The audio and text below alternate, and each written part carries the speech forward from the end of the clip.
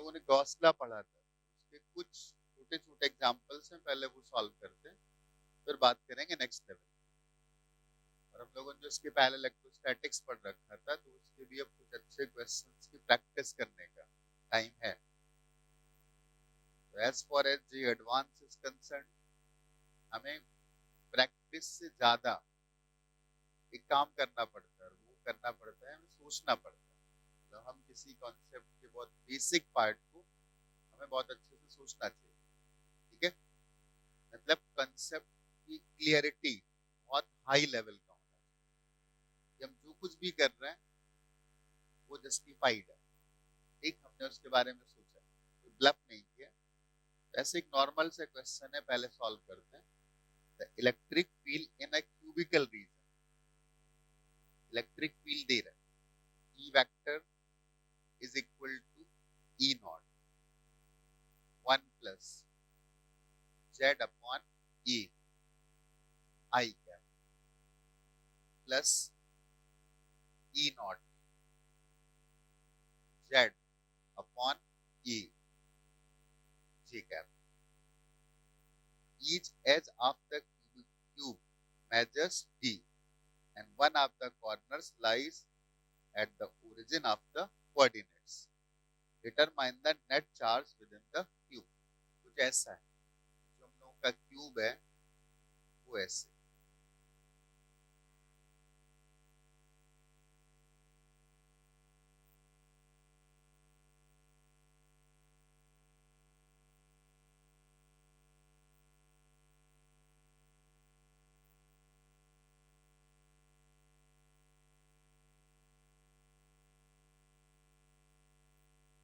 ऐसा ये x axis, Y axis और ये Z axis. I hope cube समझ में आ रहा हो, राइट। ये क्यूबिकल रीजन, ठीक है। और इलेक्ट्रिक फील्ड का फंक्शन हमें ऐसे दे रहा है, E vector is equal to E naught 1 plus Z upon A I cap plus E naught Z upon A G cap. और हमसे पूछे कि इस क्यूबिकल रीजन के अंदर जो इंक्लोज चार्ज है उसकी वैल्यू हमको बताना, राइट। मतलब क्यू इंक्लोज हमें ये बताना। तो क्या अप्रोच होनी चाहिए? हम लोगों ने गॉस लॉ पढ़ा, गॉस लॉ के अकॉर्डिंग किसी भी क्लोज लूप से, क्लोज सरफेस से जो भी फ्लक्स जाएगा उसके अंदर include charge divided by epsilon not के इक्वल होगा। हम अगर इसका फ्लक्स पता कर लें, उसी को एप्सिलॉन नॉट से मल्टीप्लाई कर देंगे तो हमें इंक्लूड चार्ज पता चल जाएगा, क्योंकि total flux is equal to Q include upon epsilon naught. तो अगर टोटल फ्लक्स को एप्सिलॉन नॉट से मल्टीप्लाई कर देंगे तो हमें उसके अंदर जितना भी चार्ज बंद है वो पता चल जाएगा।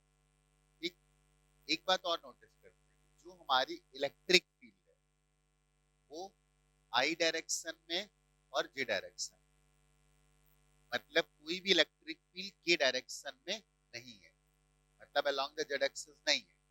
तो एक बात क्लियर हो गई कि ये वाला जो फेस है इसको मैंने ऐसे सैडेड कर दिया, इस फेस से जो फ्लक्स जाएगा वो जीरो जाएगा, क्योंकि यहां से फ्लक्स जाने का मतलब है कि कोई ना कोई इलेक्ट्रिक फील्ड जेड एक्सिस के अलोंग होनी चाहिए। लेकिन इलेक्ट्रिक फील्ड के हमारे पास जो भी कंपोनेंट है वो केवल एक्स या वाई एक्सिस के लॉन्ग है। तो उसी सिमिलर लॉजिक से हम बोल सकते हैं कि ये जो इसके पैरेलल नीचे वाला फेस था, इस फेस का भी टोटल फ्लक्स जीरो आ जाएगा, इसका भी फ्लक्स जीरो आ जाएगा, राइट। अब हमारे पास चार फेसेस बचे, एक ये वाले चार फेसेस। अब ये पता करना है कि इन चार फेसेस में से कितना टोटल फ्लक्स बाहर निकल रहा हो, ठीक है। तो जो हमारी इलेक्ट्रिक फील्ड है वो या तो एक्स डायरेक्शन में या तो वाई डायरेक्शन में। तो पहले एक फेस चूज करते हैं और वो फेस चूज करते हैं ये वाला, मतलब that is in Z X plane. जो जेड एक्स प्लेन है उसमें दो फेसेस आएंगे, एक ये वाला फेस आएगा जेड एक्स प्लेन में और एक ये वाला फेस आएगा। तो जेड प्लेन में कौन सी इलेक्ट्रिक फील्ड फ्लक्स दे सकती है? जो एक्सिस के अलॉन्ग है, मतलब जेड प्लेन में जो एक्स डायरेक्शन की इलेक्ट्रिक फील्ड है वो तो फ्लक्स दे नहीं पाएगी। इसका मतलब फ्लक्स अगर मिलेगा तो उस इलेक्ट्रिक फील्ड से मिलेगा जो वाई एक्सिस के अलॉन्ग है, और वाई एक्सिस के अलॉन्ग वाली इलेक्ट्रिक फील्ड ये लिखी, राइट। इसका मतलब अगर मैं इस वाले फेस की बात करूं तो इस वाले फेस में जो वाई एक्सिस की इलेक्ट्रिक फील्ड है वो जेड कोऑर्डिनेट पर डिपेंड करती है, ठीक है। इसका मतलब यहाँ पर कोई ना कोई इलेक्ट्रिक फील्ड एग्जिस्ट करेगी।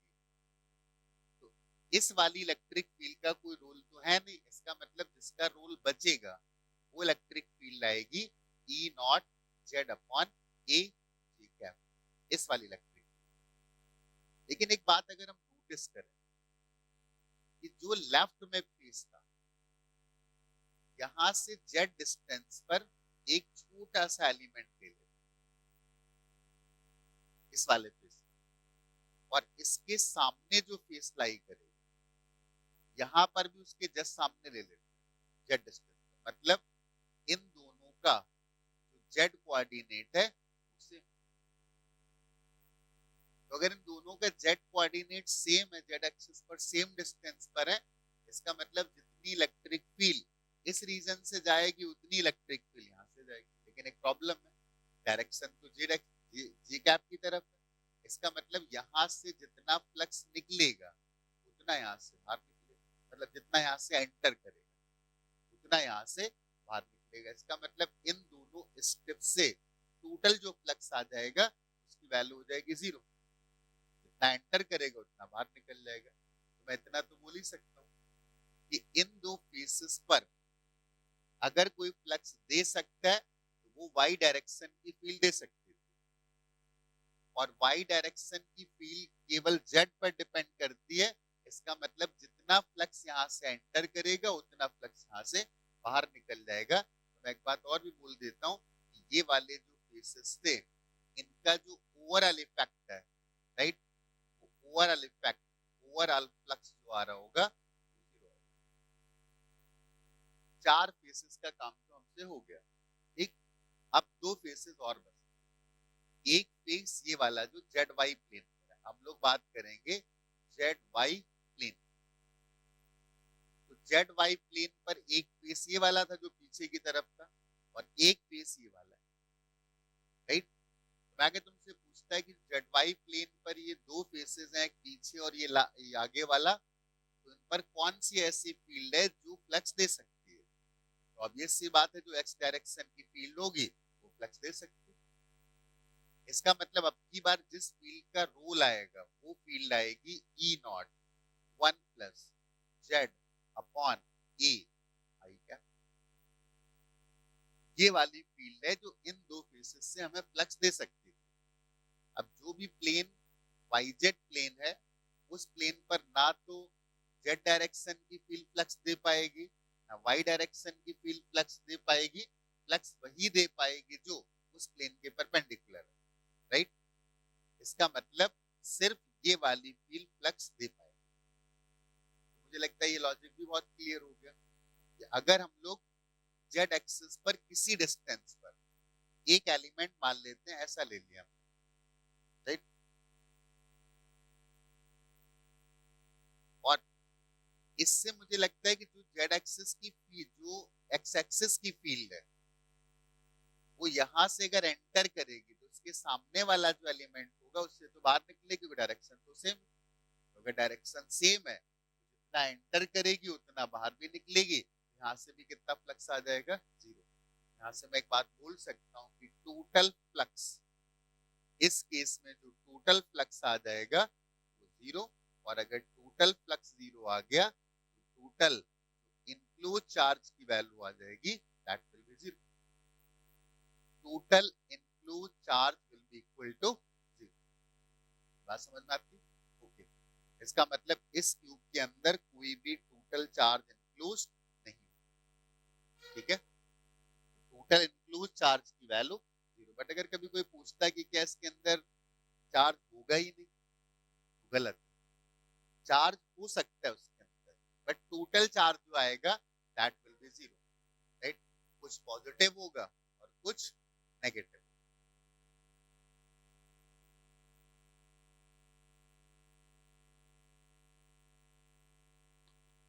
ओके, एक और क्वेश्चन सॉल्व करते हैं इलेक्ट्रिक फील्ड का, राइट? या गॉसला का ही कोई क्वेश्चन चूज कर लेते हैं क्योंकि हम लोग गॉसला पढ़ रहे थे। okay?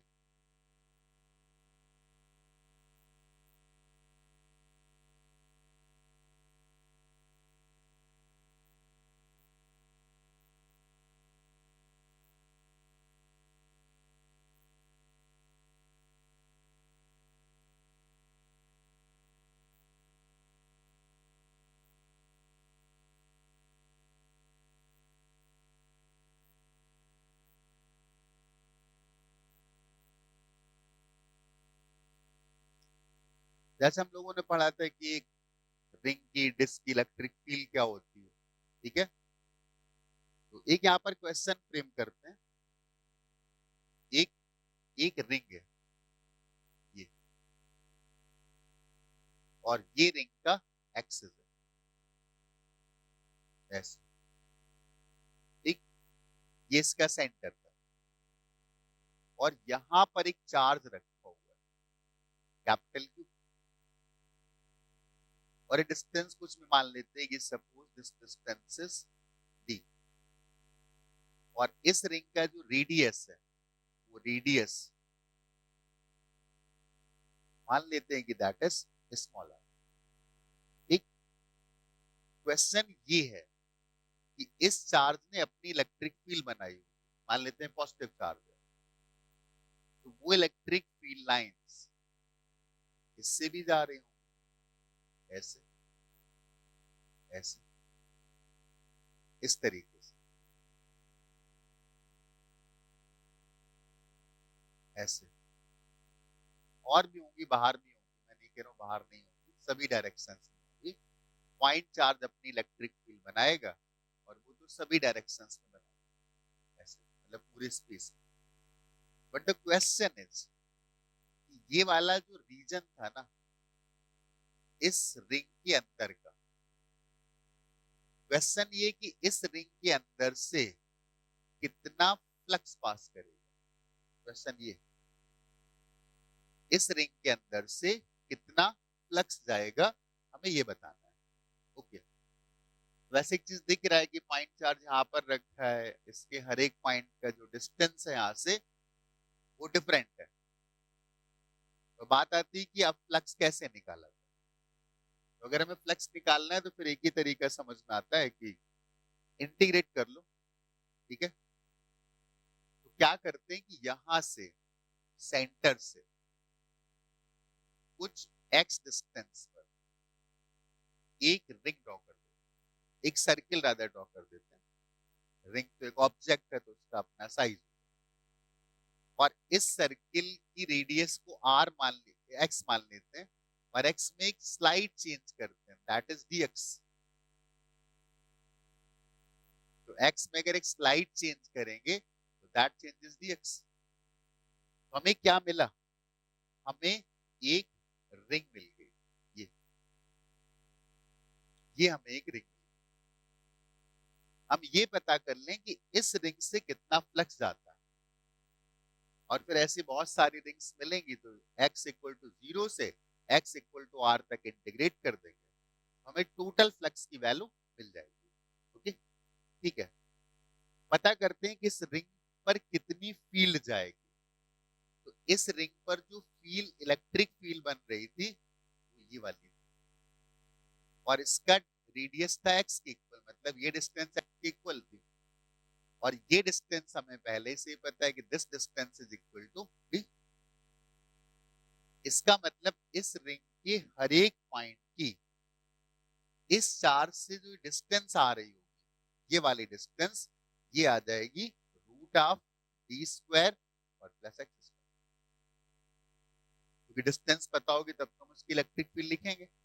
इसका मतलब इस रिंग के किसी पॉइंट पर इस पॉइंट चार्ज ने जो भी इलेक्ट्रिक फील्ड बनाई होगी, इस इलेक्ट्रिक फील्ड की value 1/4 pi epsilon naught Q upon distance square, and distance square is x square plus D square, right? Okay, लेकिन ये जो इलेक्ट्रिक फील्ड आएगी सरफेस के परपेंडिकुलर नहीं है, ठीक? हम लोग क्या करते हैं, इसका ये वाला एंगल डी, ये वाली इलेक्ट्रिक फील्ड थी, ये वाली, और ये एक्सिस था, ये वाली, तो हम लोग इस एंगल को मान लेते हैं कि दिस एंगल सपोज थीटा। तो अगर ये एंगल थीटा होगा तो ये वाला एंगल भी तो थीटा होगा। इस रिंग को थोड़ा सा अलग बना लेते हैं ताकि थोड़ी क्लियरिटी आ जाए। इधर ये हम लोग की डिफरेंशियल रिंग, इलेक्ट्रिक फील्ड ऐसे जा रही थी, ये वाला एंगल थीटा था, तो इस इलेक्ट्रिक फील्ड के दो कंपोनेंट कर लेते हैं, एक ई साइन थीटा और दूसरा ई कॉस थीटा। एक ई साइन थीटा आएगा, एक ई कॉस थीटा आएगा। तो एक बात समझ में आ रही है कि जो भी रिंग हमने ली है उसका जो सरफेस है वो तो इस प्लेन में, और जो इलेक्ट्रिक फील्ड ऊपर की तरफ आ रही है, this will not participate in flux as this electric field is already in the plane of the ring। तो फ्लक्स में तो नहीं पार्टिसिपेट करेगी, फ्लक्स में जो पार्टिसिपेट करेगी वो ई कॉस थीटा करेगी। और चूंकि हमने डिफरेंशियल एलिमेंट लिया है तो ई कॉस थीटा सब जगह सेम आ रहा होगा, मतलब इस रिंग के हर एक पॉइंट पर जो इस डायरेक्शन की फील्ड आएगी वो ई कॉस थीटा आएगी। तो सिंपल सी बात है कि इस रिंग का एरिया लिखो और इलेक्ट्रिक फील्ड से मल्टीप्लाई कर दो तो फ्लक्स आ जाएगा। तो अगर मैं इस रिंग से जाने वाला फ्लक्स लिखना चाहता, that is actually D phi, लिख देता हूँ डी फाई। तो अगर फ्लक्स लिखता तो क्या लिखता, पहले तो फील्ड लिखता, और फील्ड की वैल्यू कितनी थी, ई कॉस थीटा, और इसका एरिया में और लिख देता, तो एरिया कितना आएगा, एरिया की जो वैल्यू आएगी that will be 2 pi X into D X, 2 pi X into D X, ठीक है? मतलब ये हमारा फ्लक्स आ गया, D phi is equal to E cos theta into 2 pi X into D X. अब क्लियरली दिख रहा है? ओके, तो अगर एक रिंग का हमें फ्लक्स मिल गया है तो टोटल निकालने के लिए क्या करेंगे, इसे इंटीग्रेट कर देते हैं। ठीक, तो अगला पार्ट होगा कि हम लोग इसे इंटीग्रेट कर दें। तो पहले तो सारी वैल्यूज पुट कर लेते हैं कि D phi is equal to E, और ई की वैल्यू को हम लोग लिखेंगे 1/4 pi epsilon naught Q upon D square plus X square, and after that put the value of cos theta. तो अगर ये थीटा था तो ये भी थीटा, तो cos theta equal to base upon hypotenuse, तो बेस कितना था, डी था, और हाइपोटेन्यूज की वैल्यू थी root of D square plus X square, तो ये cos थीटा आ गया, into 2 pi X D X, 2 pi X D X, ये पाई और इस पाई से तो कैंसिल हो जाएगा, एक 2 भी कैंसिल होगा, 2 बचेगा, तो जो यहां से फ्लक्स की वैल्यू आ गई that is actually Q into D upon 2 epsilon naught x into dx upon x square plus d square to the power 3/2। इतना फ्लक्स इस डिफरेंशियल एलिमेंट से पास कर रहा है, मतलब इस रिंग से पास कर रहा है। तो हमें टोटल निकालना होगा तो क्या ही करना है, इंटीग्रेट कर देना। तो टोटल फ्लक्स के लिए हम लोग इंटीग्रेट कर देते हैं, कहां से कहां तक, x की वैल्यू को 0 से लेकर के r तक, तो इसको 0 से लेकर के r तक हमें इंटीग्रेट करना है, राइट? जो कांस्टेंट है बाहर निकाल लो, q इंटू डी अपॉन 2, ये ऐसे लिख देते हैं 4 एप्सिलॉन नॉट, और 2 से ऊपर मल्टीप्लाई कर देंगे 2x dx upon X square plus D square to the power 3/2 and x ranging from 0 to capital R। हमें इस पार्ट को इंटीग्रेट करना है, ठीक? चलो पहले इस पार्ट को हम लोग अलग से इंटीग्रेट कर लेते हैं। इंटीग्रल क्या, इंटीग्रल था 2x dx upon X square plus D square to the power 3/2। यहाँ पर एक सब्स्टिट्यूशन करते हैं, t equal to X square plus D square, तो dt equal to 2x dx, इसकी वैल्यू यहाँ पर पुट कर देते हैं, तो ऊपर आएगा dt और नीचे आएगा t to the power 3/2, and t 1 upon t to the power 3/2 का जो भी इंटीग्रेशन आएगा वो कितना आएगा, t to the power -12 upon minus half, मतलब -2/√2. And what was t? t was x square plus b square. ठीक है, ओके। आप क्या करते हैं, इंटीग्रेशन की वैल्यू आ गई तो इस इंटीग्रेशन में इसको पुट कर देते, तो हमारे पास जो टोटल फ्लक्स आ गया, उस टोटल फ्लक्स की value q into D upon 4 epsilon not, एक तो माइनस आया और एक 2 आया, बाहर कर लेते हैं, और इस इंटीग्रेशन की वैल्यू आ गई 1/x² plus d square root, and limits from 0 to r। Upper limit put कर देते हैं, लोअर लिमिट पुट कर देते हैं, तो flux is equal to -q d upon 2 epsilon naught 1/√x² plus r square, minus x की value 0 put कर देंगे तो 1/d। ओके, यहाँ पर x की वैल्यू को r पुट करना है, this is d square plus r। ये क्वांटिटी छोटी है बड़ी, तो इस माइनस को अंदर ले चलते हैं, तो y is equal to q into D upon 2 epsilon naught 1/d minus 1/√d square plus r। तो हमें ये फ्लक्स की वैल्यू मिल गई कि इस रिंग के अंदर, मतलब इस डिस्क वाले रीजन से टोटल फ्लक्स कितना पास कर रहा होगा। एक्चुअली देखते हैं कि इस क्वेश्चन में पूछा गया था q अपॉन 2 एप्सिलॉन नॉट, हाँ d को उन्होंने अंदर कर दिया, तो ये रिजल्ट आ गया total flux is equal to q upon 2 epsilon naught, d अंदर ले जाएंगे तो 1 minus d upon root of d square plus r। This is how we calculate the flux. ठीक, आई होप ये बात समझ में आ गई होगी। ठीक है, वैसे कोई और मेथड भी हो सकता है, मतलब ये तो एक ऑब्वियस से करना ही चाहिए, एक मेथड और भी हो सकता है। What is that? अगर हम और मेथड की बात करते तो वो अगला मेथड क्या हो सकता था? अगला मेथड हो सकता था, क्यों ना हम सॉलिड एंगल से बात करें। कैसा? अगर हम कोई कंप्लीट स्फीयर ले लेते हैं तो टोटल सॉलिड एंगल की वैल्यू होती है कितना, 4 पाई। तो क्यों ना हम इसका सॉलिड एंगल पता कर लें और फिर ये बोल देंगे, मान लो यहां पर एक कंप्लीट ऐसा कुछ होता तो उसका जो सॉलिड एंगल यहाँ पर बनता है वो बनता 4 पाई। फिर हम बोलते हैं कि 4 पाई सॉलिड एंगल से जो फ्लक्स जा रहा है उसकी वैल्यू कितना, q अपॉन एप्सिलॉन नॉट। तो ये उसका कौन सा पोर्शन है, हमें सिर्फ ये पता करना कि ये कौन सा पोर्शन आ रहा है, ये जो डिस्क है। एक, तो पहले तो मैं सजेस्ट करूंगा कि इस क्वेश्चन को अपने आप अटेम्प्ट करो। ठीक, हाँ। अब एक बात आती, चलो बना के दिखाते हैं इसको, मतलब that is a good approach actually.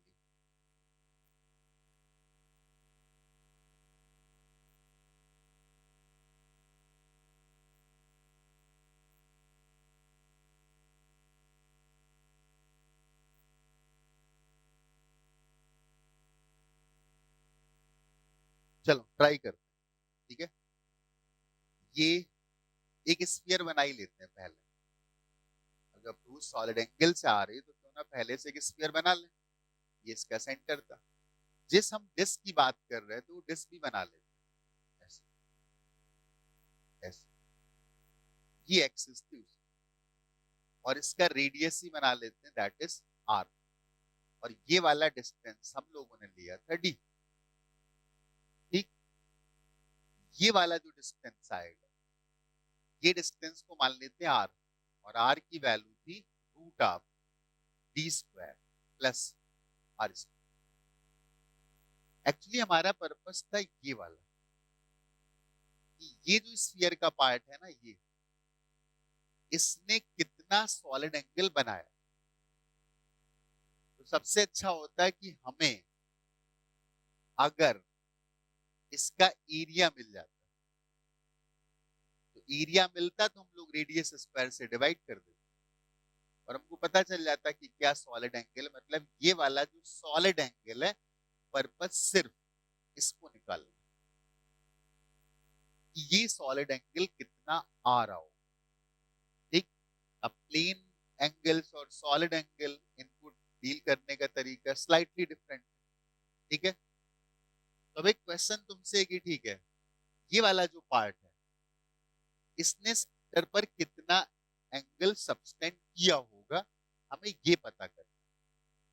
ठीक, तो अगर इसका हमें एरिया पता चल जाए तो हम रेडियस के स्क्वायर से डिवाइड कर दें, या फिर कोई और तरीका हो सकता है क्या कि इस वाले एंगल का क्या कोई रिलेशन सॉलिड एंगल से भी आएगा। ठीक है, तो मेरा सजेशन है कि पहले इसे तुम्हें अटेम्प्ट करना है। ठीक, और फिर अटेम्प्ट करोगे तो मैं नेक्स्ट लेक्चर में इसको डिस्कस करूंगा। ठीक है, वैसे थोड़ा सा ट्राई करते हैं। अगर हम मान लो एरिया ही निकालना होता तो क्या तरीका हो सकता है कि जो ये वाला सेगमेंट है स्फीयर का, इस सेगमेंट का एरिया कैसे निकाला जाए, जबकि हमें रेडियस की वैल्यू पता है, and radius is root of D square plus R square. Purpose समझ पाए? पर्पस क्या था कि एक मेथड तो हमने इंटीग्रेशन का इस्तेमाल कर लिया, अब दूसरा मेथड था कि हम कैसे सॉलिड एंगल पता कर लें और सीधे बोल देंगे क्या कि अगर एक चार्ज यहाँ पर रखा था तो मैं बोलता कि 4 पाई सॉलिड एंगल से जो फ्लक्स जा रहा था वो Q upon epsilon, unit solid angle से जो फ्लक्स जाएगा क्यू अपॉन 4 पाई एप्सिलॉन। तो अगर ओमेगा सॉलिड एंगल से कोई फ्लक्स जाएगा तो क्यू अपॉन 4 पाई एप्सिलॉन नॉट इनटू ओमेगा। बस हमारा सिर्फ ये पर्पस था कि ये वाला जो सॉलिड एंगल ओमेगा है ये किस तरीके से हमको पता चल जाए। ठीक, तो ट्राइड, एक मेथड तो बता दिया, अगला मेथड अगली क्लास में डिस्कस कर दूंगा। हाँ, ये ट्राई करना है। ठीक, ओके, मूव करते हैं कुछ और अगले क्वेश्चंस पर।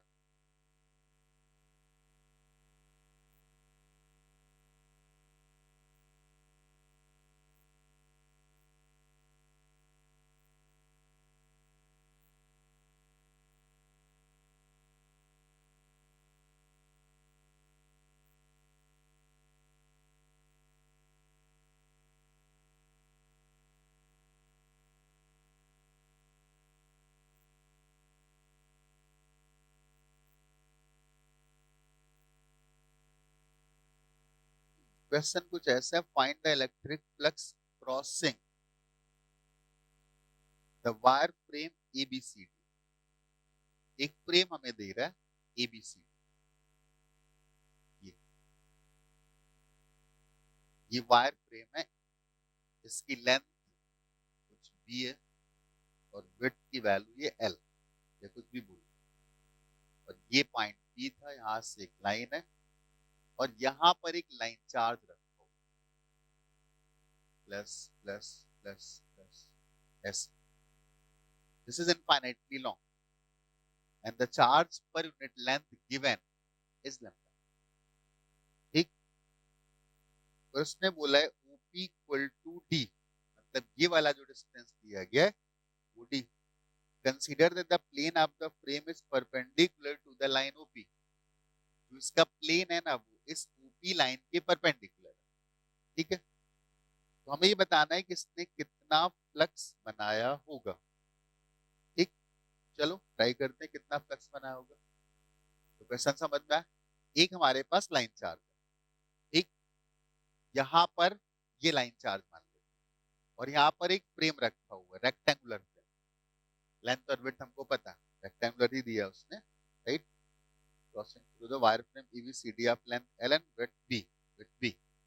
हमें बताना है कि इस वायर ने इससे कितना फ्लक्स क्रिएट किया होगा। तो वायर की इलेक्ट्रिक फील्ड तो हम लोग निकाल चुके हैं ना, electric field of the wire is lambda upon 2 pi epsilon naught into distance are.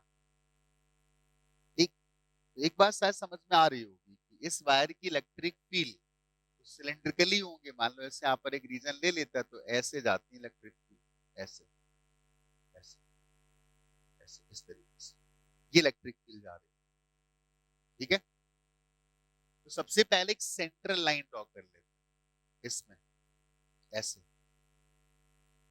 फिर इस सेंट्रल लाइन से किसी डिस्टेंस एक्स मैंने लिया तो नहीं कि नहीं लिया, एक्स डिस्टेंस एक एरिया एलिमेंट लेते, this is our area element,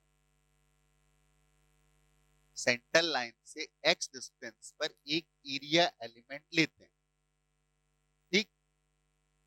और यहां पर इस वायर की इलेक्ट्रिक फील्ड लिखते हैं, तो इस वायर की जो इलेक्ट्रिक फील्ड आएगी, उस इलेक्ट्रिक फील्ड की जो वैल्यू होगी, सिर्फ वैल्यू लिख देते हैं, डायरेक्शंस के बारे में भी बात करते हैं।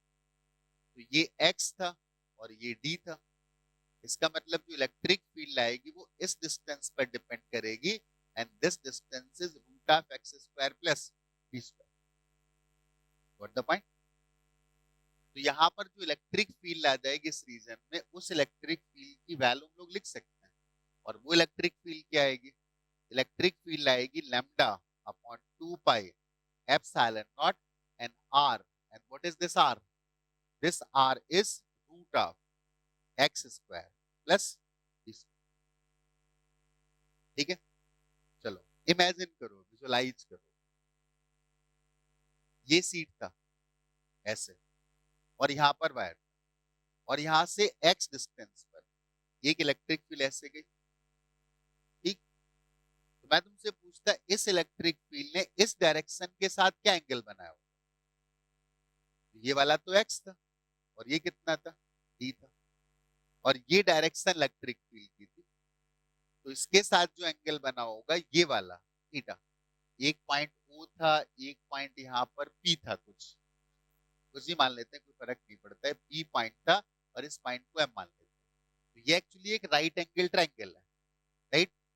ओपी ऐसे था और पीएम ऐसे था, तो ट्रायंगल बना लेते हैं, ओ पी और ये पी एम, ये एक्स था ये डी था, ये वाली जो वैल्यू आ गई थी वो root of X square plus,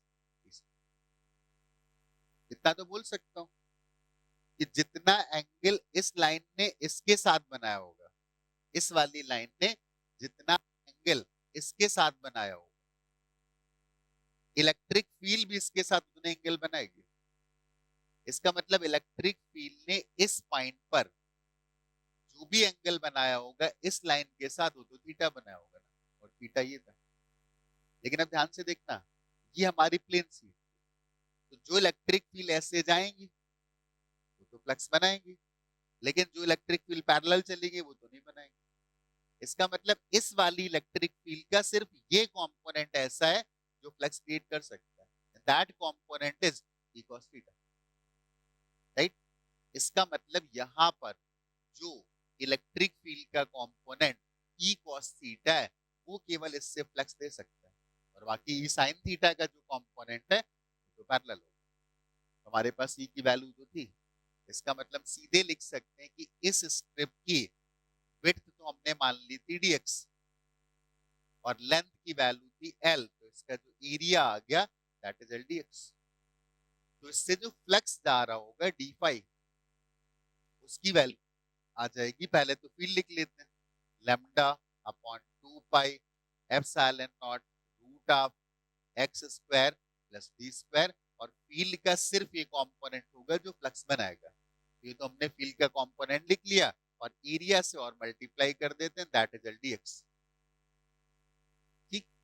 okay, total flux निकालना है तो इंटीग्रेट कर, तो वैसे इंटीग्रेट करता तो मैं तो करता इधर माइनस से लेकर के प्लस तक, लेकिन एक काम करता हूं, जीरो से लेकर के प्लस बी बाई टू तक, यहां से तक मतलब इतने का निकाल लेते हैं, तो जीरो से लेकर के बी बाई टू तक इंटीग्रेट करते हैं और इसी कर देते हैं डबल, क्योंकि जितना आधी सीट ने फ्लक्स बनाया होगा उतना बाकी की आधी सीट ने फ्लक्स बनाया होगा, व्हाट द पॉइंट। तो इसको जीरो से बी बाई टू तक इंटीग्रेट कर देते हैं, और ए टू और टू तो कैंसिल हो गया, lambda upon pi epsilon not, और एल भी बाहर निकाल लेते हैं, ये अंदर लिखते हैं cos थीटा, और cos थीटा यहां से लिख सकते हैं d अपॉन दिस, राइट। तो d को बाहर निकाल लेते हैं, और root of X square plus D square करोगे, एक पहले से लिखा था तो 1 upon X square plus D square, ठीक। ये तो हमने cos थीटा की वैल्यू पुट कर दी, और l बाहर निकाल ली, और ऊपर बचा कितना x, और इंटीग्रेट करना था 0 से लेकर के v/2 तक। अगर सारी बातें से कोई कैलकुलेशन मिस्टेक नहीं होगी तो सब कुछ सही लिखा होगा तो ठीक है। चेक कर लेता हूँ एक बार। इलेक्ट्रिक फील्ड इतना था, फिर हमें cos थीटा से मल्टीप्लाई करना, तो d upon root of this आएगा इतना, फिर एल डी एक्स। ओके, इसको इंटीग्रेट कर देते हैं कहां से कहां तक, 0 से v/2 तक।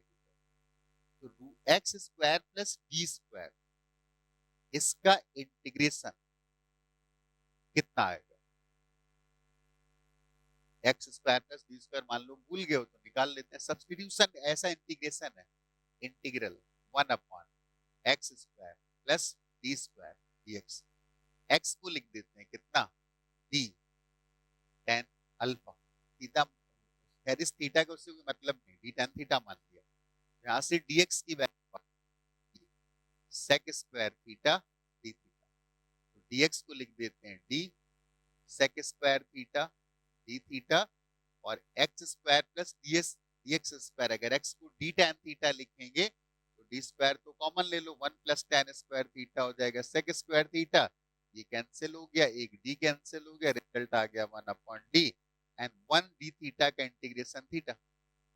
और थीटा को हम लोग लिख सकते हैं क्या, थीटा को लिख सकते हैं tan इनवर्स ऑफ कितना, x/d। मतलब इसका जो इंटीग्रेशन है वो tan इनवर्स ऑफ x/d और 1 अपॉन डी, तो इसको लिख देते हैं L lambda d upon pi epsilon not 1 upon d and tan inverse of x upon d। और हमें जो लिमिट्स लगानी थी वो 0 से v/2 लगानी थी, ये d और d तो कैंसिल हो गया, राइट। तो L into lambda upon pi epsilon naught, upper limit लगाएंगे तो tan inverse of v upon 2d, और लोअर लिमिट लगाएंगे तो tan inverse 0, and tan inverse 0 equal to 0। तो ये हमारे पास इस सीट से जाने वाला फ्लक्स आ गया, राइट। आंसर चेक कर लेते हैं, lambda L upon pi epsilon not tan inverse v upon 2d, इसका मतलब है करेक्ट। ठीक, तो ये बात भी क्लियरली समझ में आ रही होगी कि हम लोगों ने एक, हमारे पास infinitely long current carrying wire था और हमें इस सीट से उसका फ्लक्स कैलकुलेट करना है, तो फ्लक्स कितना है। ठीक, ओके, चलो आगे बढ़ते हैं, कुछ और अच्छे क्वेश्चंस।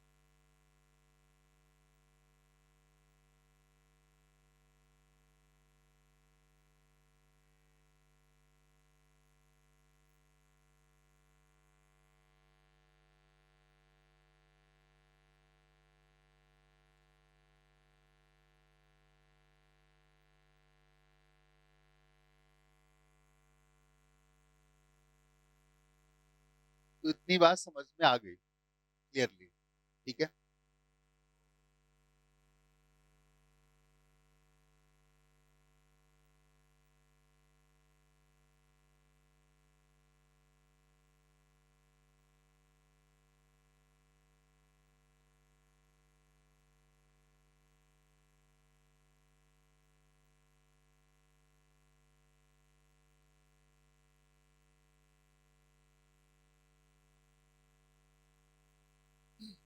सपोज एक रिंग है,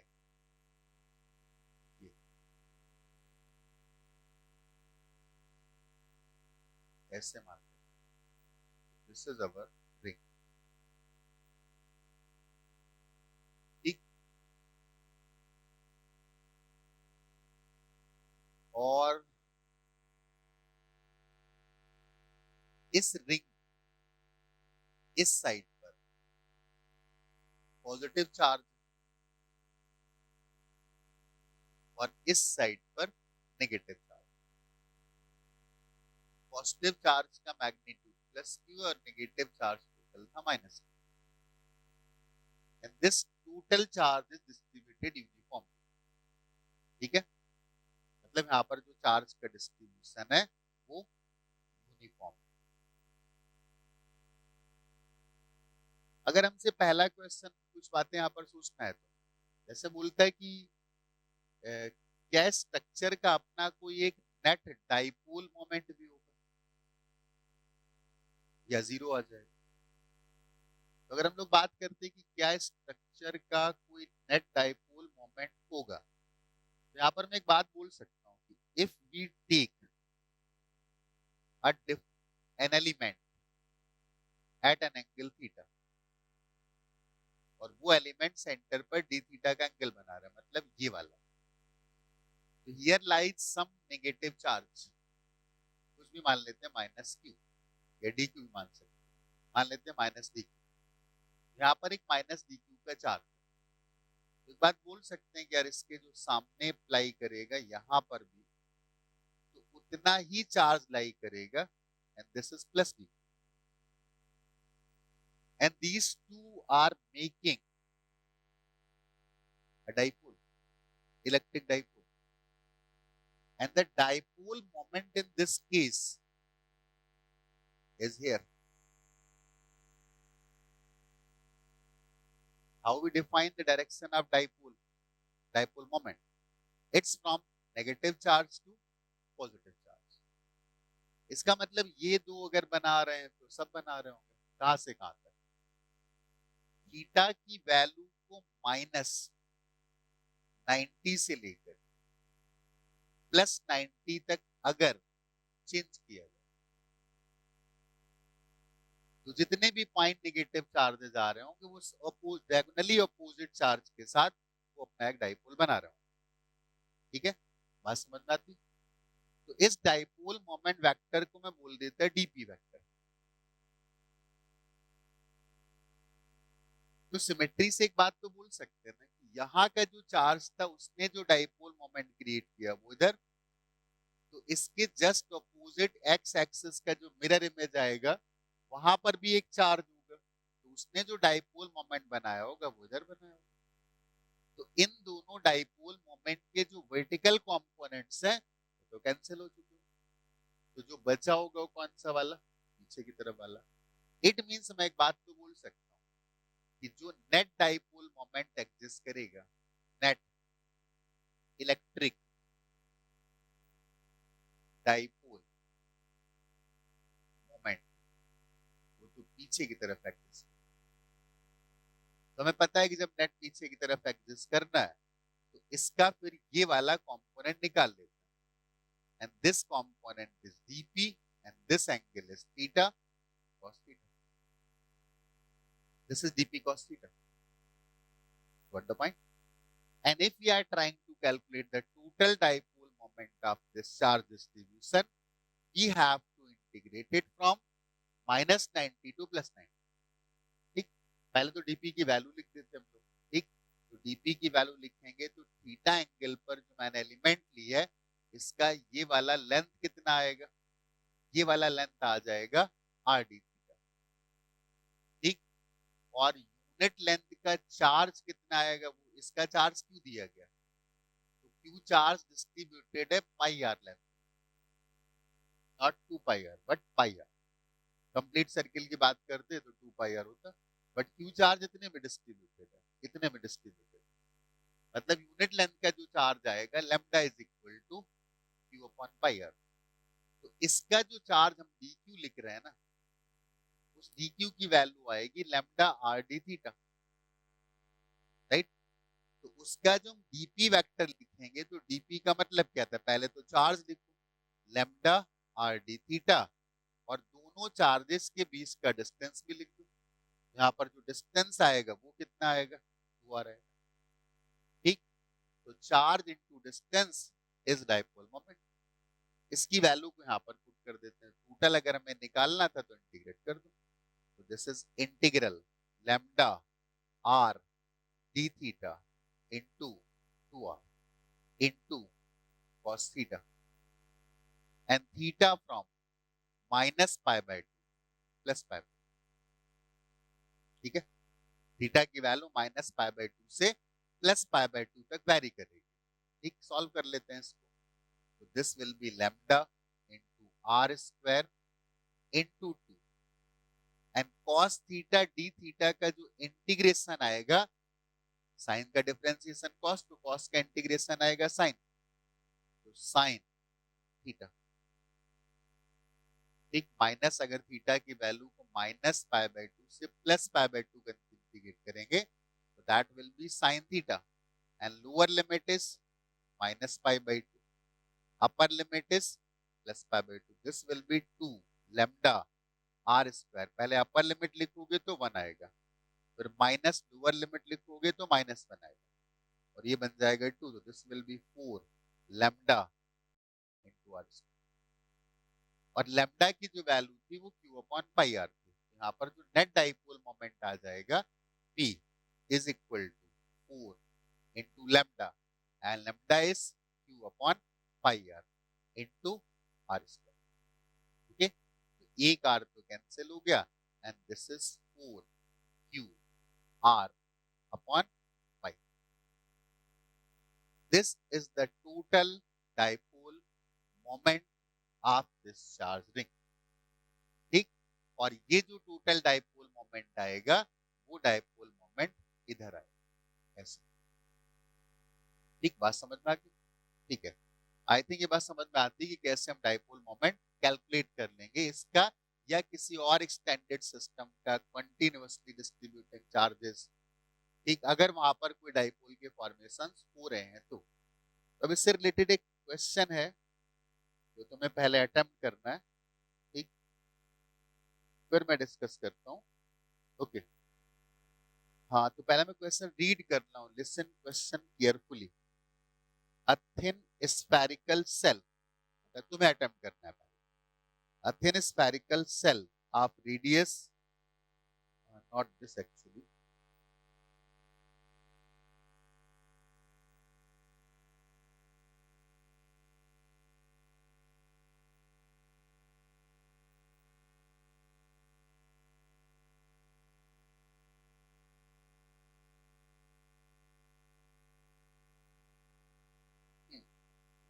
listen to the question carefully and then pause the video, solve the question.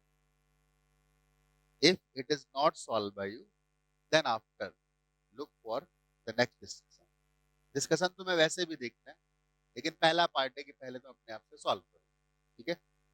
The non conducting ring of mass m and radius r is lying at rest in a vertical xy plane, ठीक है, on a smooth non conducting horizontal xz plane, ठीक।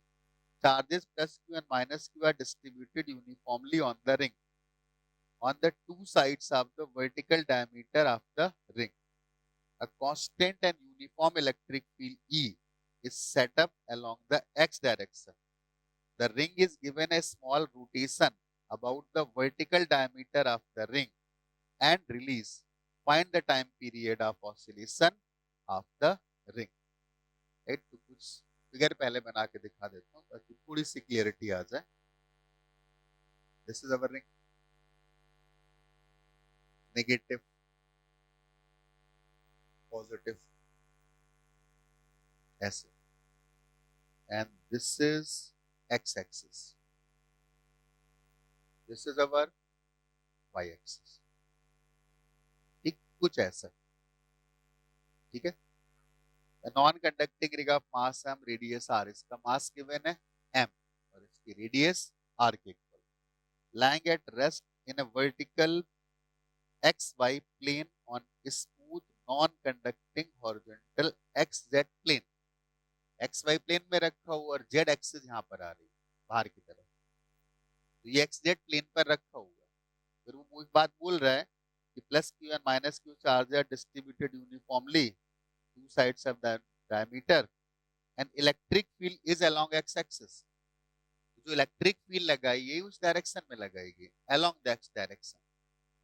और फिर उसने ring is given A small rotation about vertical diameter, मतलब इसके about उसने slightly rotate करा दिया ऐसे। और फिर हमसे पूछा गया है find the period of oscillation of the ring. इसको थोड़ा सा ऐसे घुमा दिया तो अभी ऑसिलेट करेगी, तो उसका टाइम पीरियड हमें कैलकुलेट करना है। Now pause the question and calculate the time period.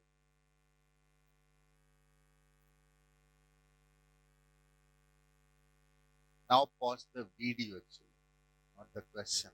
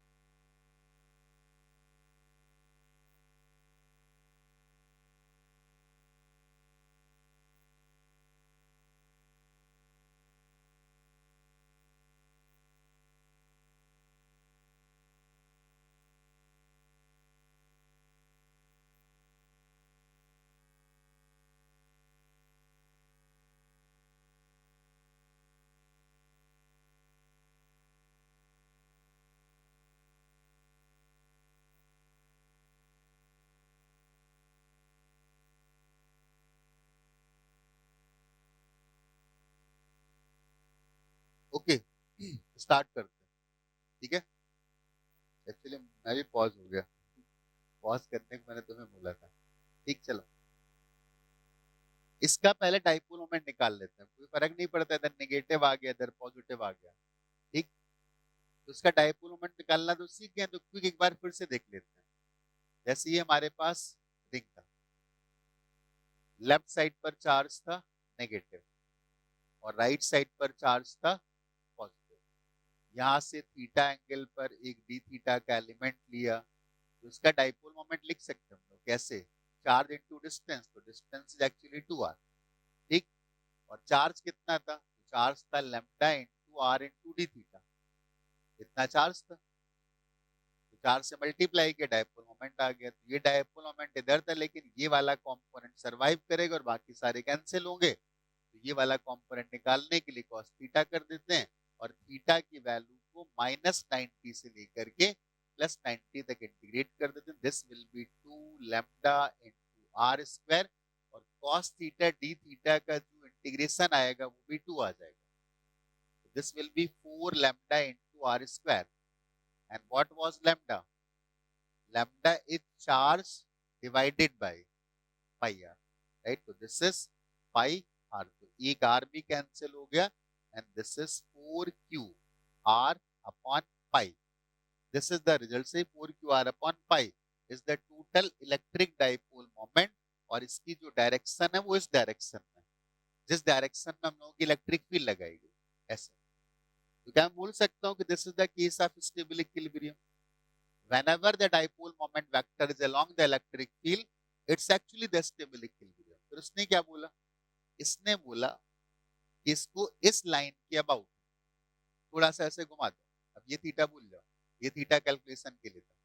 हमारे पास डाइपोल मोमेंट आ गया, उसने बोला इस लूप को थोड़ा थोड़ा सा घुमा दो।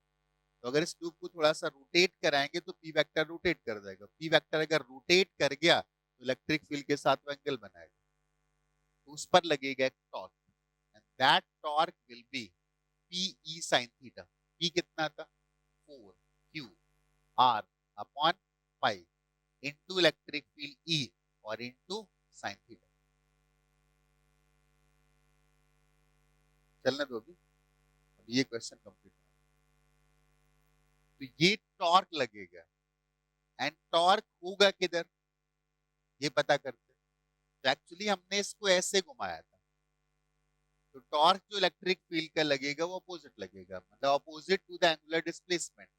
और छोटे एंगल से घुमाया तो इसको लिख सकते हैं 4q r इंटू ई अपॉन पाई और थीटा, और एक माइनस लगा देते हैं। क्यों? क्योंकि एंगुलर डिस्प्लेसमेंट और टॉर्क अपोजिट है। क्योंकि स्टेबल इक्विलिब्रियम का मतलब है कि वो टॉर्क उसे वापस घुमा के उसी लेवल तक पहुंचाएगा, उसी डायरेक्शन में पहुंचाएगा। और केस था प्योर रोटेशन का। तो अगर केस प्योर रोटेशन का था तो टॉर्क को लिख सकते हैं I into alpha, and this is minus 4 QRE upon pi into theta. अब एक बात आती है, तो रिंग है तो इसका कोई मोमेंट ऑफ इनर्शिया भी होगा।